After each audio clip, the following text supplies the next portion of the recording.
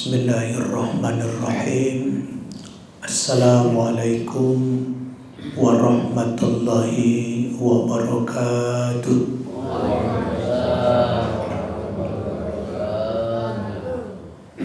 Alhamdulillahi rabbil alamin, wal aqibatu lil muttaqin, wala udwana illa 'alal zalimin. Wassalatu wassalamu ala ashrafil anbiya'i wal mursalin Sayyidina Muhammadin wa ala alihi wa ashabihi ajma'in. Qalu subhanaka la ilma lana illa ma 'allamtana innaka antal alimul hakim. Rabbi shrah li sadri wa yassir li amri wahlul 'uqdatam min lisani yafqahu qawli. Kaum muslimin, bapak-bapak, adik-adik, jamaah taklim rahimakumullah. Seperti biasa, sebelum kajian kita lanjutkan, mari kita terlebih dahulu doakan kedua orang tua kita, baik yang masih hidup maupun yang telah meninggal dunia, sanak famili, karib kerabat dekat kita, kakek nenek kita ke atas, guru-guru kita, kaum muslimin dan muslimat. Mudah-mudahan mereka mendapatkan maghfirah ampunan Allah. Yang kedua, kita doakan sanak famili, karib kerabat dekat kita, tetangga kita, kaum muslimin dan muslimat yang saat ini sedang sakit. Mudah-mudahan segera Allah berikan kesembuhan agar mampu untuk beribadah. Yang terakhir, kita doakan sanak famili, karib kerabat dekat kita, tetangga kita, kaum muslimin dan muslimat yang belum mendapatkan hidayah ilmu. Kiranya Allah berikan hidayah ilmu, karena dengan ilmu ibadah menjadi benar. Ala hadhihi niyyah wa kulli niyatin shalihah, nas'alullah as-salamah wal barakah wal hidayah fid dini wad dunya wal akhirah. Al-Fatihah. A'udzu billahi minasy syaithanir rajim. Bismillahirrahmanirrahim. Alhamdulillahi rabbil alamin, arrahmanir rahim, maliki yaumiddin. Iyyaka na'budu wa iyyaka nasta'in. Ihdinas siratal mustaqim, siratal ladzina an'amta 'alaihim ghairil maghdubi 'alaihim waladdallin. Amin. Jamaah taklim rahimakumullah, yang utama kita panjatkan kehadirat Allah adalah rasa syukur. Bersyukur kehadirat Allah atas nikmat-nikmat yang luar biasa, yang pasti kita tidak akan mungkin menghitungnya, tidak akan mampu menghitungnya, karena terlalu banyak dan sangat banyak nikmat-nikmat Allah yang Allah berikan kepada hambanya, khususnya kepada kita manusia. Walaupun terkadang kita sebagai manusia yang telah diberikan nikmat tadi, kita kadang-kadang gak merasa, perasaan kurang saja, berprasangka buruk kepada Allah, mengeluh ya, Allah ini tidak adil, Allah ini apa sih yang berikan nikmat kepada kita. Allahu Akbar. Padahal sekali lagi Allah ulang-ulang dalam surat Ar-Rahman, fabi ayyi ala'i rabbikuma tukadziban. Itu diulang-ulang sampai 33 kali. Saking banyaknya. Lah kita bisa hidup saja, bisa bernafas hari ini dari siapa? Allah, nikmat dari Allah. Kalau Allah sudah nggak berikan nikmat, selesai kita ini. Misalnya kata Allah, sudahlah nafasmu berhenti saja, ya berhenti, alias mati. Allahu Akbar. Sekali lagi kita nggak sadar kadang-kadang. Disuruh ibadah saja kita masih enggan. Ya, banyak orang yang menolak, tidak mau beribadah kepada Allah. Dipikirnya hidupnya itu ya hidup sendiri aja begitu. Ya seperti kita melihat tumbuh-tumbuhan tumbuh sendiri, bukan. Hidupnya kita ini Allah yang hidupkan. Kita bisa makan minum, Allah yang berikan makan minum, dan seterusnya. Khususnya di bulan Syawal ini kita bersyukur kehadiran Allah masih hidup, bapak-bapak, masih hidup dan sehat. Alhamdulillah. Banyak orang yang tidak menikmati Syawal lagi. Kita lihat di media kan, ada yang tujuannya ke rekreasi meninggal, ya, hanyut dan mati, ya. Ada juga yang tabrakan mati, ada yang kapalnya tenggelam mati, ya banyak yang mati. Alhamdulillah di komplek kita ini selain yang di blok Asana itu, alhamdulillah jamaah kita khususnya masih diberikan panjang umur oleh Allah Subhanahu wa Ta'ala. Amin ya Rabbal Alamin. Mudah-mudahan kepanjangan umur ini sampai bertemu lagi dengan Ramadan yang akan datang. Amin. Karena belum tentu, bapak-bapak, ya. Belum tentu. Saya sering mengatakan yang jamin siapa? Wong ruh kita ini milik Allah, yang menggenggam juga Allah, ya. Kecuali milik kita, dan yang mengatur kita enak, ya. Tapi enggak. Itulah yang saya gambarkan tadi. Orang gak pernah terpikir kalau dirinya mau mati. Mereka rekreasi. Dari rumah berangkat mau rekreasi senang-senang. Tapi yang terjadi mati. Allahu Akbar. Mending kalau sudah persiapan, ya. Persiapan itu dengan amal yang terbaiknya, ibadahnya dipertahankan. Puasanya yang lalu bukan saumul awam, ya. Minimal saumul khawas. Bener-bener lah puasanya, baca Al-Qur'annya terus, ya.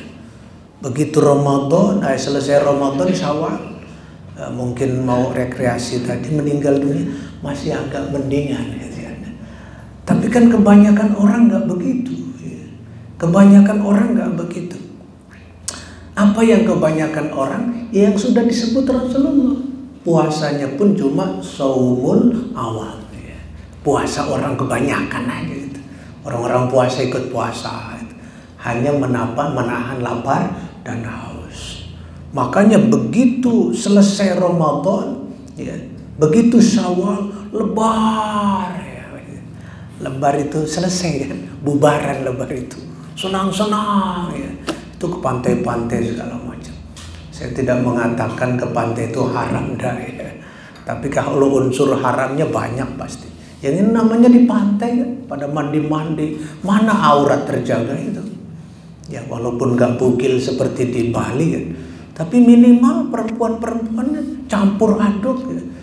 Itu Allahu Akbar itu. Jadi alhamdulillah, ya, kita masih dipelihara oleh Allah sampai dengan hari ini, bulan Syawal ini. Besok kita nggak tahu. Kita bersyukur kehadiran Allah. Mudah-mudahan semakin kita syukuri, semakin Allah tambahkan sesuai dengan ayatnya, la azidannakum, ditambah kehidupannya, ditambah umurnya terus, ditambah rizkinya, ditambah kesehatannya. Untuk apa? Untuk beribadah kepada Allah.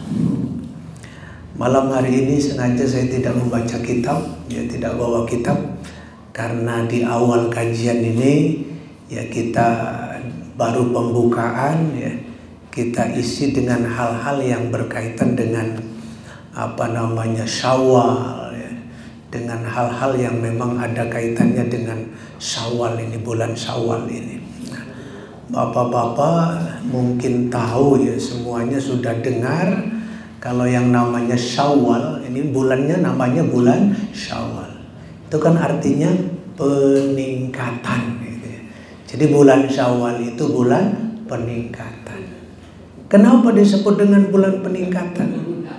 Karena kita selama 1 bulan habis melakukan pelatihan. Melakukan pelatihan. Dilatih puasa 1 bulan. Maka imbasnya kalau kemarin kita puasa 1 bulan mampu 29 hari ya, kurang lebih gitu. Kadang-kadang Rasulullah 30 hari itu jarang ya. Rasulullah yang 30 hari itu puasa jarang. Kebanyakan 29. Karena memang penanggalan Hijriah itu yang banyak 29, 30 sekali-sekali. Kalau Masehi, penanggalan Masehi yang banyak 30, 31 sekali-sekali. Nah, kita 1 bulan. Nah, ketika ini bulan Syawal, kan bapak-bapak masih ada puasa Syawal. Walaupun jangan dianggap ringan, kan cuma sunnah saja. Itu biasanya kita berpikirannya begitu kan itu. Cuma sunnah saja kan gitu tuh. Nggak apa-apa, enggak juga. Ya memang iya.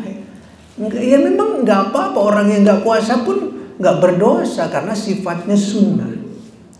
Tapi bapak-bapak terbayang nggak ya? Kalau ini sunnah ini dan sudah banyak pelajarannya, kalau dikerjakan 6 hari maka pahalanya sama dengan puasa 1 tahun. Allahu Akbar. 6 hari kita kerjakan sama dengan puasa 1 tahun. Man shoma ramadhana tsumma atba'ahu syittan min syawal fa ka'annama shoma dahra kulli. Kalau kita kerjakan yang 6 hari ini puasa Syawal sama dengan kita puasa 1 tahun. Allahu Akbar. Kalau kita kerjakan, kita kan ke depan kan nggak tahu. Yang nanti malam aja kita nggak tahu. Nggak ada yang tahu nih. Apakah masih hidup atau tidak, sakit atau tidak, nggak tahu, hanya di tangan Allah. Misalnya kita berjalan, sudah kita lakukan di puasa 6 hari ini, berjalan, habis Syawal, Dzulqa'dah, Dzulhijjah terus. Di tengah-tengah kita meninggal dunia, misalnya gitu. Kan nggak ada yang tahu, tadi itu sudah ada catatannya semua. Meninggal dunia, kita sudah melakukan puasa Syawal. Meninggal dunianya itu bapak-bapak dihitung dalam keadaan puasa. Jadi sepanjang tahun itu kita dianggap puasa tuh. Sepanjang tahun itu. Nah, sepanjang tahun dari Ramadan ke Ramadan kita dianggap sedang puasa. Otomatis karena kita sedang puasa dianggapnya gitu pahalanya puasa, maka kematian kita kematian husnul khotimah. Ya Allahu Akbar. Kematian yang dirindukan ya. Kalau semua orang merindukan husnul khotimah itu pasti.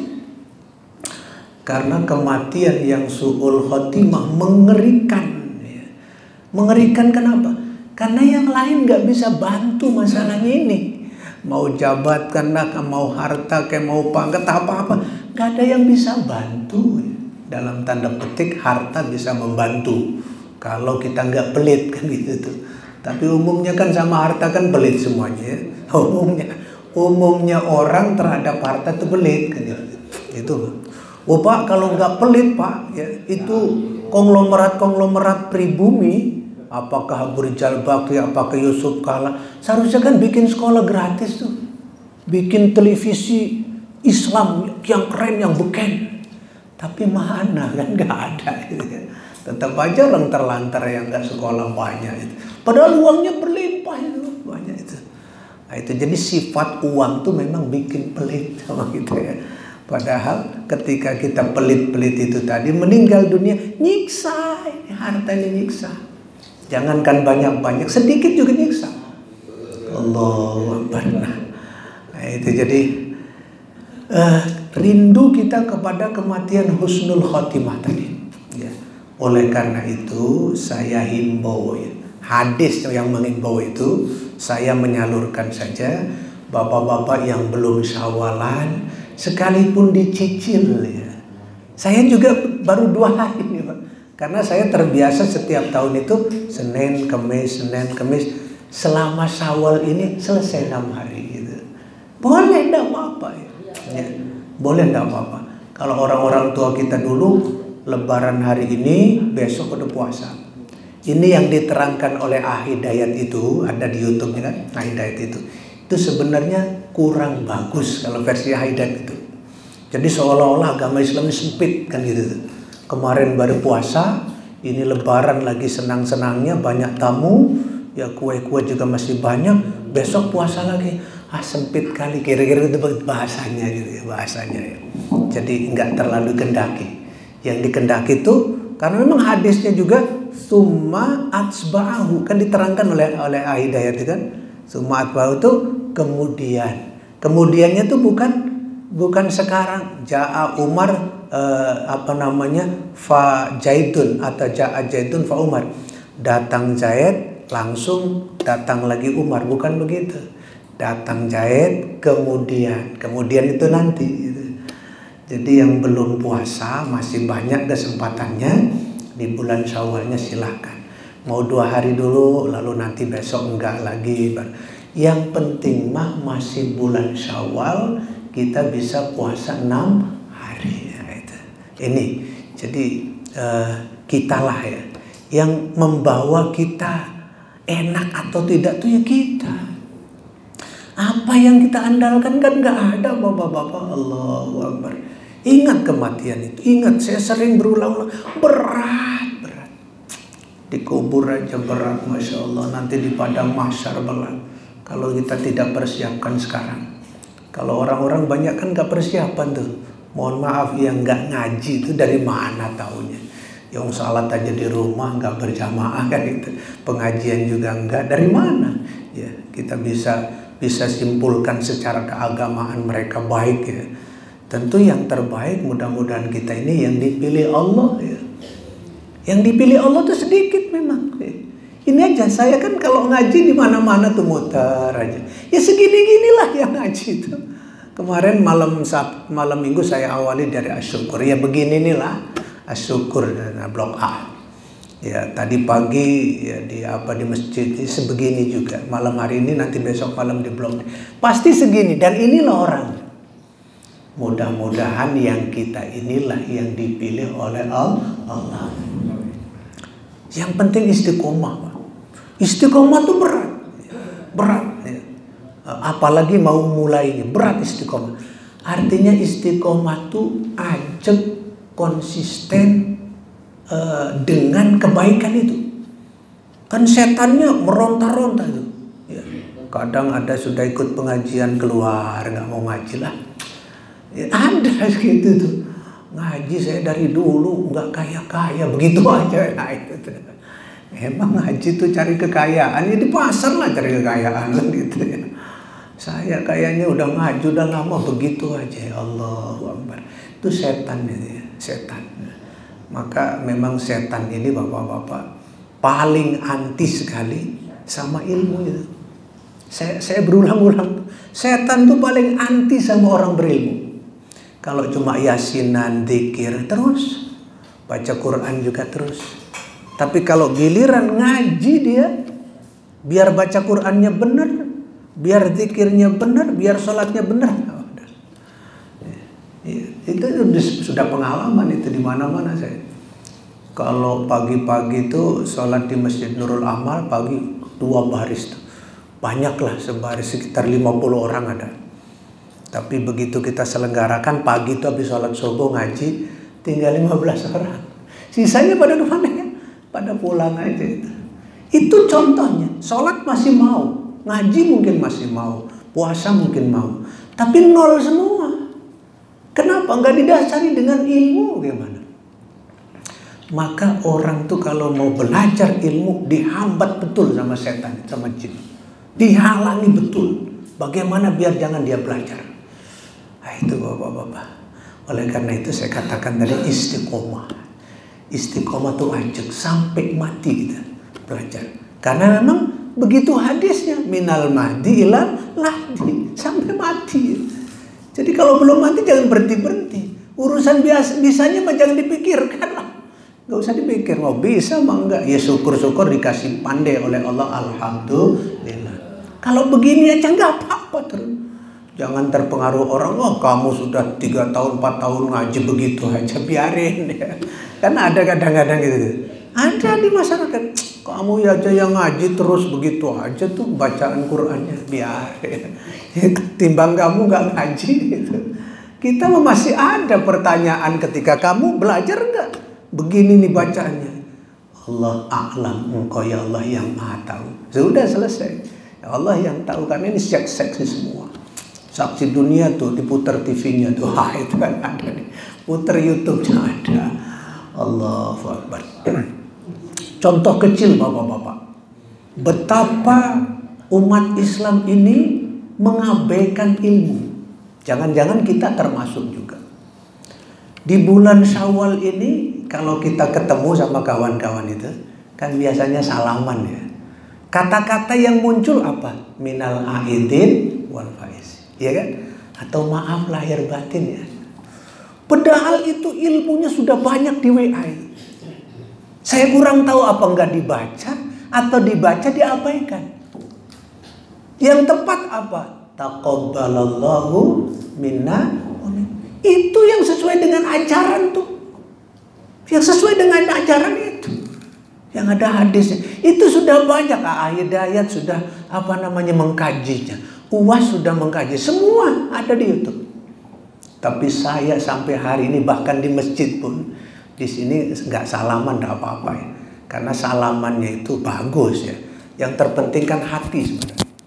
Jadi lebaran itu ya bermusafahah itu hati. Jadi kita misalnya nggak ketemu dengan saya ini, nggak lebaran nggak apa-apa. Ininya yang penting. Hatinya sudah saya bebaskan, sudah saya maafkan itu semua. Fa'fu anhum wasfah.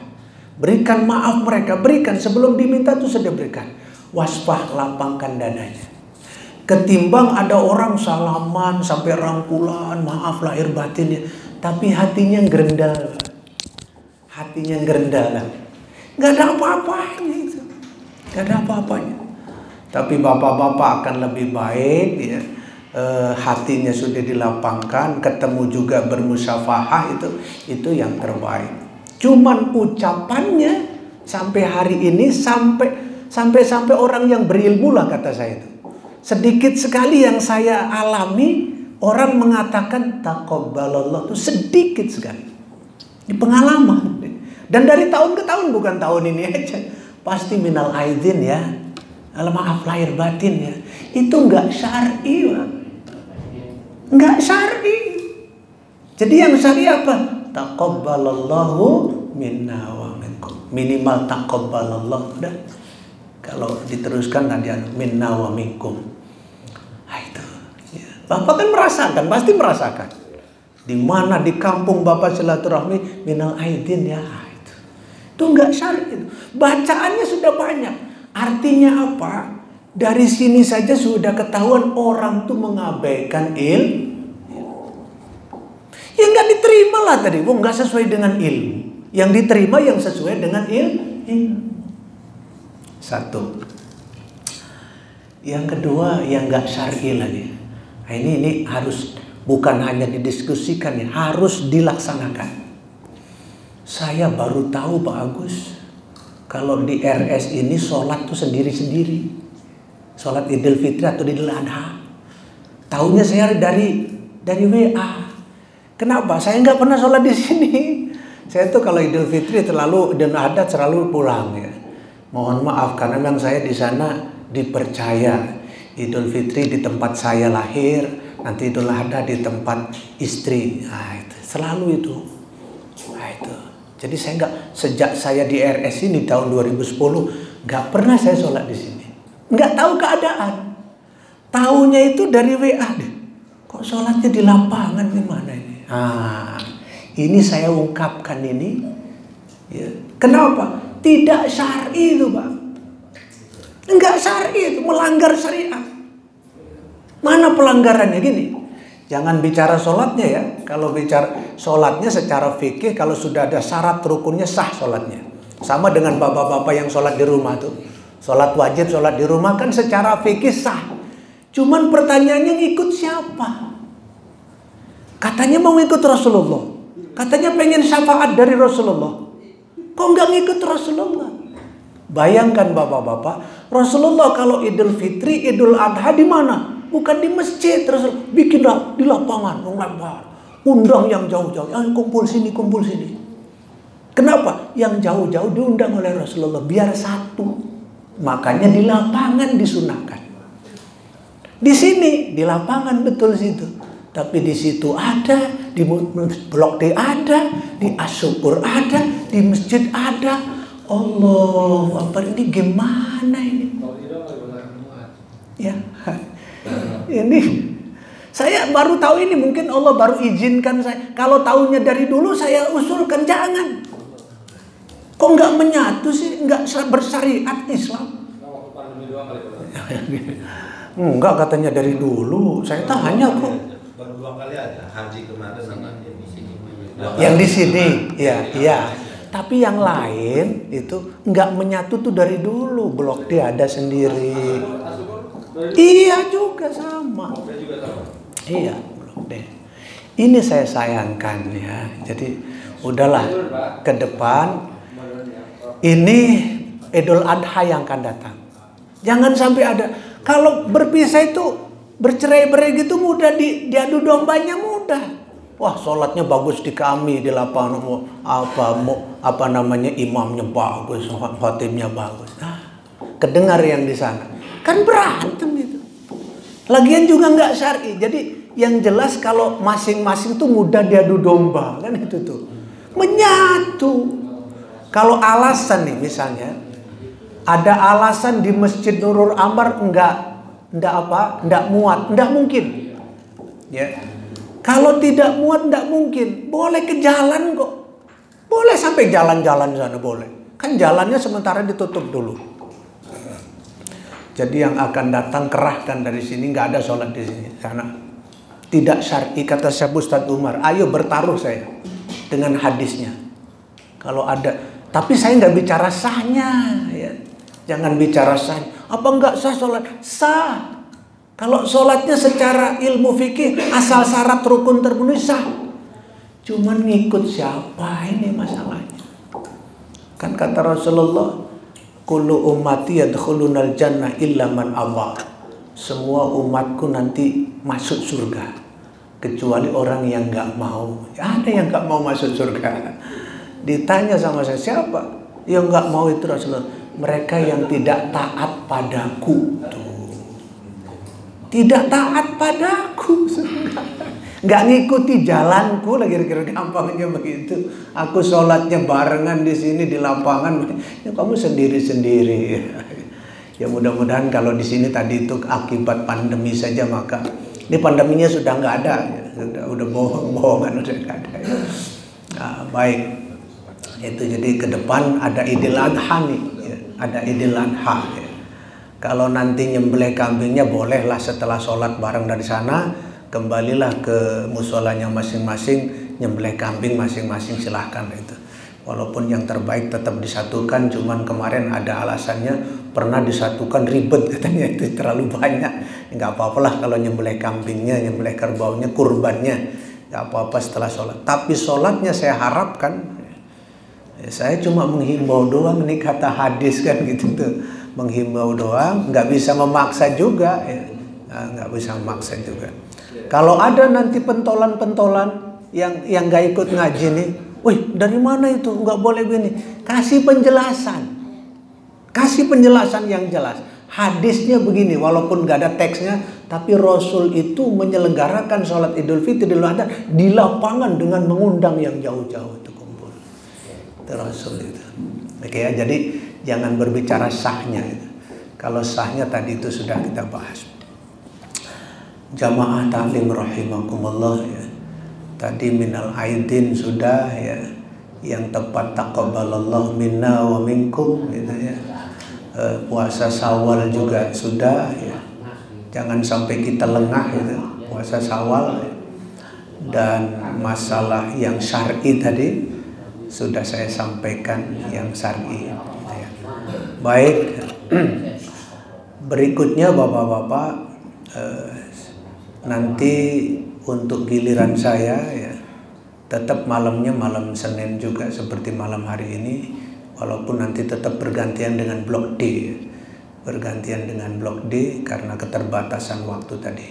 Cuma nanti materinya selain yang biasanya saya bawakan masalah ilmu tajwid Al-Quran, mungkin saya akan buka tentang fikih. Tentang fikih ini untuk mendandani bagaimana ibadah kita, ibadah yang mahdoh, terutama ibadah sholat, puasa, zakat, haji, ada di fikih itu, yang 5 rukun Islam itu, khususnya yang 4-nya, karena syahadat wilayahnya wilayah ilmu tauhid, syahadat, sholat, zakat, puasa, haji. Dari sholat, zakat, puasa, haji itu diurus oleh fikih namanya. Nanti karena saya lihat-lihat, walaupun di sini ustaznya sudah ditambah ya, fikihnya nggak dijangkau ya. Fikihnya nggak dijangkau. Seperti Ustaz Muslih, dia bawakan hadis sama tafsir kan gitu. Datang Ustaz apa juga Ulil ya, bawakan tafsir lagi gitu. Jadi pengen saya dulu fikihnya yang bawakan. Oke, nanti saya akan bawakan fikihnya ya. Fikihnya jadi 2 secara bergantian, fikih tauhid, tajwid, fikih tajwid Al-Quran. Nah bapak-bapak, itu barangkali ini di awal kajian kita ini. Kemarin Pak Musli sudah masuk? Ada masuk, berarti sudah kedua nih, kedua. Pak Ulil yang belum barangkali ya, nanti Kamis depan. Nah, itulah malam hari ini ada waktu 5 menit kurang lebih sampai menjelang Isya kita nanti. Kalau ada bapak-bapak yang ingin dikonfirmasi atau ingin ada apa semacam pendapat tentang pengajian, apakah sistemnya, apakah apanya, ya dipersilahkanlah sambil minum. Bismillah. Ada yang ditanya juga boleh. Ya, mangga. Mengenai yang perintah sholat itu harus ada seorang ustadz lah, harus menghimbau yang lain gitu agar supaya fokusnya di masjid Nurul Al ini. Gitu. Ya. Ya, kalau dibiarkan ini. Kalau saya pribadi sedang, Allahnya beri pengetahuan kepada saya tahun ini. Kenapa? Sayanya kan udah 11 tahun di sini Pak, dari 2010 itu tadi. Gara-gara dari WA aja itu.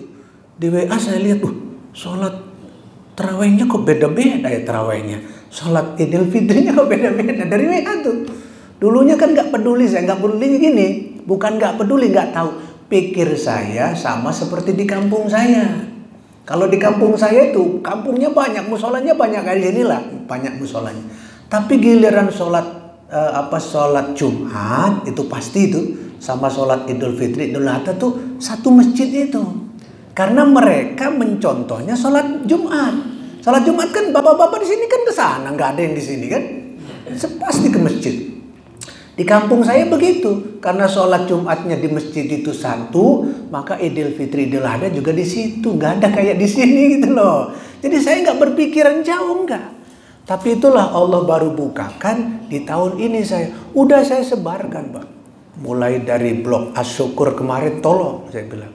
Ini saya juga nggak bisa memaksa wong manusia. Saya kan kata Rasul juga wa ma'alaina Allah dalam Al-Quran itu wa ma'alaina illal balaghul mubin. Dan aku ini menyampaikan doa.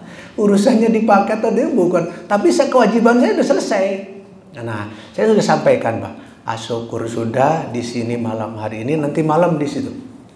Kebetulan besok itu libur ya, merah, jadi nanti malamnya, malam Selasanya, saya biasanya kan malam Senin juga di sana gantian dengan di sini. Tapi karena malam Senin tuh, malam Selasanya, Seninnya libur, besok malam saya ke situ. Saya sampaikan juga untuk tidak melaksanakan sholat sendiri. Selesai nanti kewajiban saya. Urusan gak dituruti bukan urusan saya kan itu tuh. Karena hidayah tuh memang ya Allah yang memberikan. Nah gitu Pak. Tinggal di masjid aja barangkali Pak disampaikan. Karena memang kita ini kan istilahnya daripada DKI masjid kira-kira gitu. Iya. Termasuk juga pembagian ini kemarin itu disampaikan dari ke masjid kira-kira disampaikan. Iya. Katanya waktu pengumuman sholat Id itu panitia yang di sini sudah minta izin ke masjid, harusnya Gitu. kalau harusnya ya Jadi masjid jangan disampaikan ke gitu. DKI. Iya. Kira-kira kan begitu. Seharusnya masjid itu, wah nggak bisa, kan gitu. Pengetahuan orang masjidnya belum sampai kan gitu. Tapi ini sudah saya sampaikan kepada Pak Ustadz saya. Jadi begitu Lebaran saya pulang ke sini, adanya begitu saya langsung ngobrol sebentar dengan Pak Said. Begini Pak, iya, tolong evaluasi. Iya, nanti akan dievaluasi. Saya bilang tidak ada contohnya dari Rasul nih. Iya, dia juga ngaku. Cuman dalam hati saya, kenapa nggak dari dulu Pak Ustadz? Gitu. Saya kan Pak Ustadz Jahid di sini terus tiap Idul Fitri Idul Adha juga, bukan kayak saya gitu. Kenapa nggak dari dulu gitu? Ya baru terbukanya ke tahun ini kali ya, sudahlah. Udah. Saya baru tahu sekarang, nanti Idul Adha kalau mengadakan saya mau ke masjid aja gitu. Iya. Biar sekalian dikosongin aja, cuekin aja ke sana. Dikasih himbau. Tahun dulu sampai ke jalan, tahun dulu sampai ke jalan di suci. Saya nggak tahu masalahnya. Sampai ke jalan. Ya sama. Lah iya. Nah, nanti tidak hanya Bapak sendiri ke sana, dihimbau orang-orang sininya sesuai dengan ajaran. Saya tahu ilmunya begini, ini kita nggak boleh bersendiri-sendiri. Itu tuh nggak ada contoh dari Rasulnya. Ayo kita ke sana. Kalau Bapak sudah himbau mereka nggak, ya sudah nggak salah lagi. Gitu. Sama dengan saya udah saya sampaikan, selesai saya gitu. Ayo. Tapi sama Ustadz Jahid sampaikan, dia bilang nanti mau dievaluasi nih. Iya, saya bilang jangan Pak. Mungkin kampungnya bagus kayak gitu. Kampung saya emang enggak di Cilegon itu. Enggak. Dulu zaman saya masih kuliah, memang pernah saya satuin 1-2 musola, tapi di lapangan dulu itu. Pernah berapa kali gitu, berapa tahun. Iya. Sekarang musola masing-masing aja. Saya khawatir jangan-jangan si ustadznya pada nggak ngerti kali. Mungkin bisa. Nggak baca sejarah apa? Jelas. Pernah dulu ke masjid. Masjid. Nah itu yang benernya. Cuman apa sih repotnya tuh ibu-ibunya kan pengen sholat. Nggak apa-apa. Nggak, dia bukan nggak apa-apanya. Dia nggak terbiasa sih kan jauh ke masjid. Oh, belum ini kali belum. Emang bener kata Pak Ustadz itu dia pengetahuannya yang sih. Iya pengetahuannya. Kak, saya nih pengetahuan ini pengetahuan ustadznya saya rasa. Sebab masyarakat itu nurut ke ustadz. Kalau kata ustadznya seperti saya sampaikan nih, menurut semua yakin lah. Nah itu. Cuman mungkin ustadznya itu belum membaca sejarah ya. Dia fokus kepada sahnya. Itulah. Saya juga kalau ditanya Pak Ustadz apa sholat begini masing-masing RT ini sah. Secara fikih sah. Sama dengan bapak-bapak yang sholat sholat 5 waktu pada di rumah tuh ibu-ibu. Kalau ibu-ibu nggak ada kewajiban, nggak ada keharusannya. Sah. Saya nggak berani. Oh itu yang sholat di rumah nggak ke musola berjamaah nggak bisa. Sah. Cuman ngikut siapa? Nah ini masalahnya itu. Ngikut siapa? Syar'i enggak syar'i. Di saya itu 2 RT, musolanya 4. Iya, nggak apa-apa. Kayak kita nih. Iya, itu tadi pas sholatnya masing-masing. Nah, itu. Pak Agus ini tugas kalau pulang kasih tahu juga. Ilmu dari sini tularkan ke ustadznya aja. Diajak diskusi ustadznya. Pasti ustadz itu begini tanyanya. Apa enggak? Pasti ustadz itu akan bertanya begitu. Apa Pak Agus enggak sah? Bukan tidak sah gitu.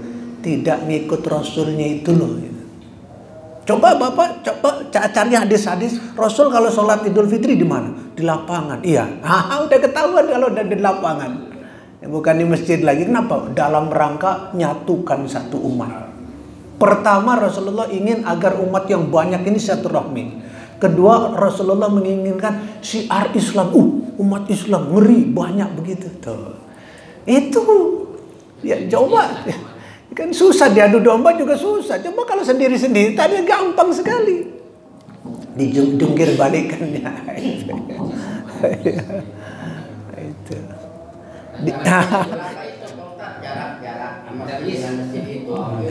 Ini saya kan cuma menghimbau juga masjidnya satu RS ini, enggak yang dari Citra Gading enggak suruh ke sini kan gitu tuh. Tapi kalau yang di sini kalau versi saya tuh jauhnya apa? Saya dari blok sini mau ke masjid Apa nggak punya motor mustahil? Kan gitu tuh. Jalan kaki aja masih bisa, nggak mesti Nurul Aram. Gitu. Saya khusus komplek inilah, masjidnya satu, musolanya memang banyak, pasti terjangkau. Kalau yang dari Citra Gading, biar Citra Gading banyak musola juga, tapi masjidnya satu gitu.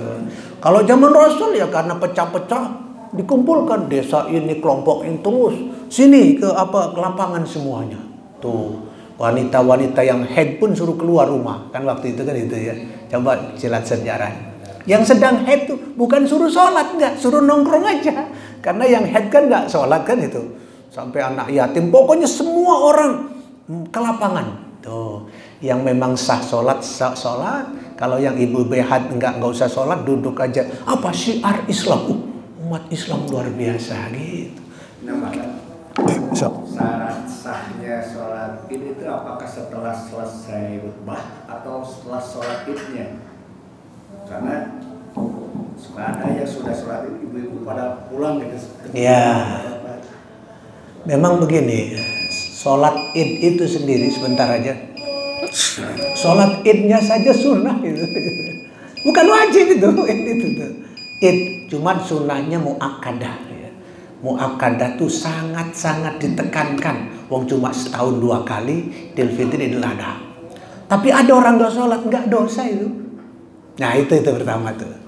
Keduanya, setelah sholat id, Idul Fitri, Idul Adha tadi, yang sunnahnya sunnah muakkadah, dibagi lagi dalam fikih itu. Sholatnya itu sholatnya itu dihitung, tapi khutbahnya sunnah lagi. Khutbahnya sunnah lagi. Makanya dengan tahu itu, banyak orang yang sudah sholat nggak dengerin khutbah pada pulang gitu. Memang bukan seperti khutbah Jumat. Kalau Jumat itu include. Kalau dia nggak mengikuti khutbah kan itu tuh cacat. Kenapa? Karena khutbah itu merupakan rukun bagi sholat Jumat gitu. Tapi bagi Idul Fitri, Idul Adha enggak.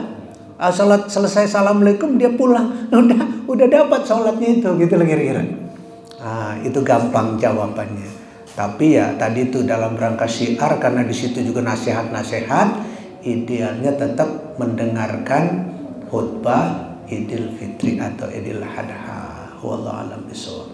Sudah masuk waktu, sampai di sini kita tutup dengan doa kafaratul majlis. Subhanakallahumma wa bihamdika asyhadu an la ilaha illa anta astaghfiruka wa atubu ilaik. Assalamualaikum warahmatullahi wabarakatuh.